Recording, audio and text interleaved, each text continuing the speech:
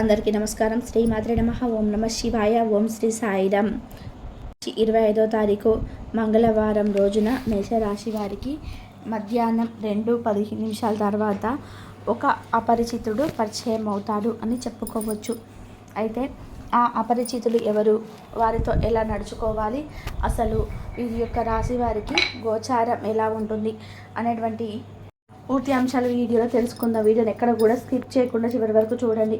అప్పుడే మేమేం చెప్తున్నామో మీకు పూర్తిగా అర్థమవుతుంది. ఇక వీడియోలోకి వెళ్తే గనక మేషరాశి అనేది రాశి చక్రంలోనే మొట్టమొదటి రాశి.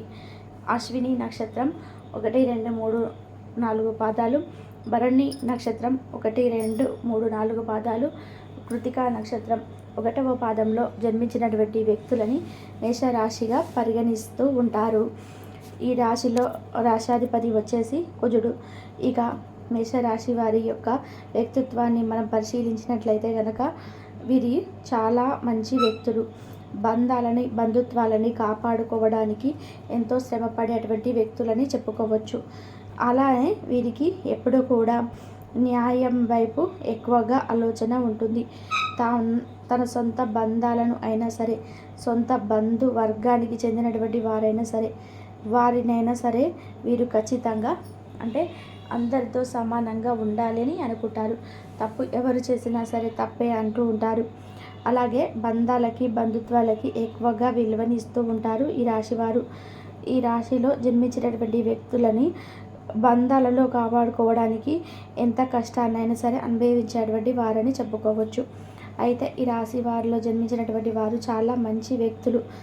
మేషరాశి వారు కొన్నిసార్లు ఆలోచించకుండానే పనులు చేసే కొంచెం సమాజంలో చెడు దానికి గురి అవుతూ ఉంటారు. ఎందుకంటే వీరి చుట్టూలా ఎంతోమంది శత్రువులు ఉంటారు కనుక.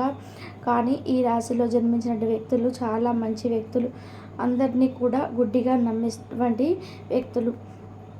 ఇక ఈ రాశిలో జన్మించిన వ్యక్తులు గుడ్డిగా అందరినీ కూడా నమ్ముతూ ఉంటారు. అమాయకులు అని చెప్పుకోవచ్చు. కానీ వీరికి తెలివి అధికంగా ఉంటుంది. కానీ ఎవరినైనా కానీ కొంచెం వీరితో మంచిగా మాట్లాడితే సరిపోతుంది.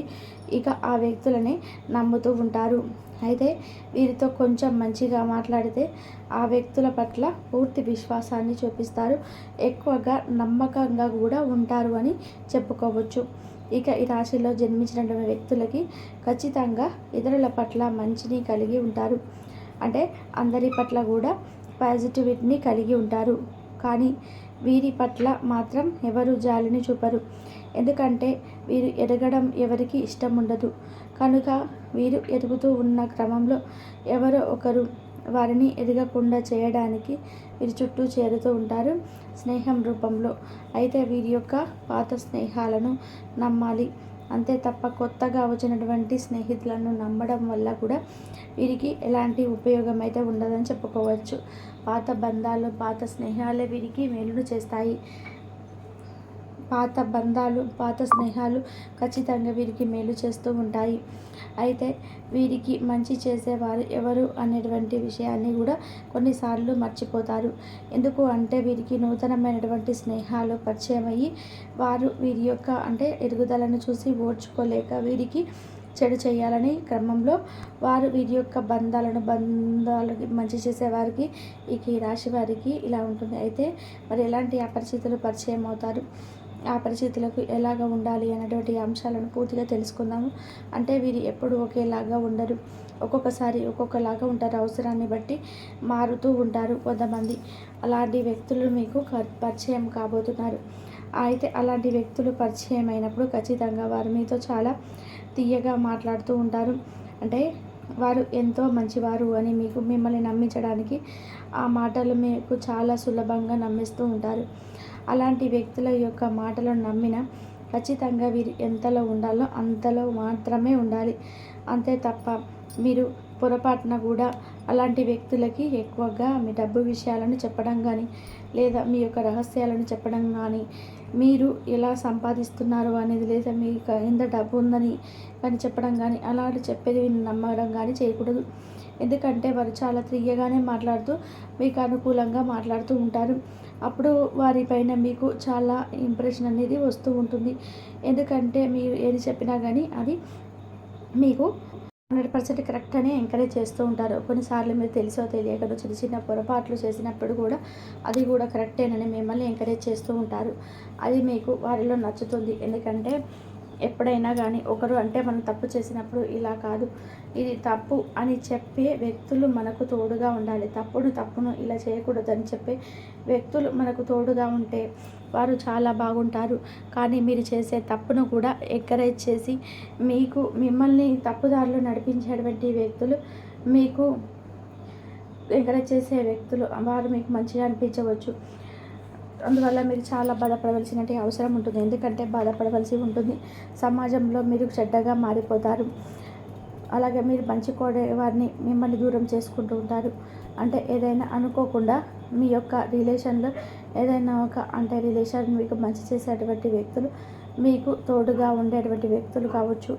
ఆ వ్యక్తులు అంటే చిన్న మీకు ఆ వ్యక్తులకి మధ్య చిన్న డిస్టర్బెన్స్ వచ్చినప్పుడు మీకు నూతనంగా పరిచయమైనటువంటి వ్యక్తులు ఆ యొక్క ఏదైనా గొడవ డిస్టర్బెన్స్ ఉంటుందో దానిని ఇంకాస్త పెంచడానికి ప్రయత్నం చేస్తూ ఉంటారు.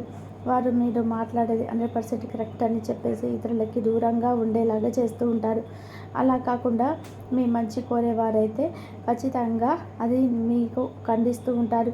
తప్పు ఎక్కడ ఉంది, ఎలా సరిదిద్దుకోవాలి, ఇలా చేయకూడదు, ఇలా చేయాలి అనేటువంటి మిమ్మల్ని ప్రోత్సహించి మీకు ఆ బంధానికి మధ్య దూరాన్ని పెంచకుండా ఆ దూరాన్ని తొలగించి ఒకటిగా చేయాలని అనుకుంటూ ఉంటారు. అది అసలైనటువంటి స్నేహం అని చెప్పుకోవచ్చు. ఇక అలా కాకుండా మీకు ఇలాంటి అపరిచితులు పరిచయమైన అవకాశం అయితే ఉంటుంది కాబట్టి అలాంటి వ్యక్తులతో చాలా జాగ్రత్తగా ఉండాలి.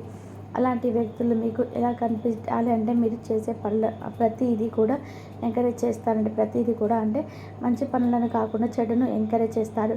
ముఖ్యంగా మీకు డబ్బు వ్యవహారాలలో మాత్రం పొరపాటున కూడా వారికి చెప్పకూడదు. డబ్బుకు సంబంధించినటువంటి విషయాలు వారితో చెప్పి వారిని నమ్మి వెళ్ళడం వలన మీరు ఖచ్చితంగా ధన నష్టం అయితే చూస్తారు. మీ డబ్బుని ఏదో ఒక రూపంలో వారు కాజేయాలని చూస్తూ ఉంటారు. కనుక ఈ విషయంలో మాత్రం చాలా అంటే జాగ్రత్తగా ఉండాల్సి వస్తుంది. మీరు ఈ ఒక్క విషయంలో జాగ్రత్తగా ఉంటే ఇక మీకు అదృష్టం అనేది ఖచ్చితంగా కలిసి వస్తుంది. దరిద్రం తొలగిపోయి అదృష్టం 100% కూడా కలిసి వస్తుందని చెప్పుకోవచ్చు. మీ యొక్క మంచిని కోరేటువంటి వ్యక్తులను కూడా దూరం చేసుకోవద్దు.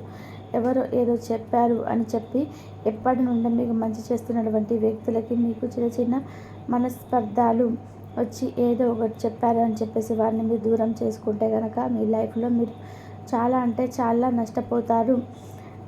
సమాజంలో చెడు పేరు అనేది వస్తుంది.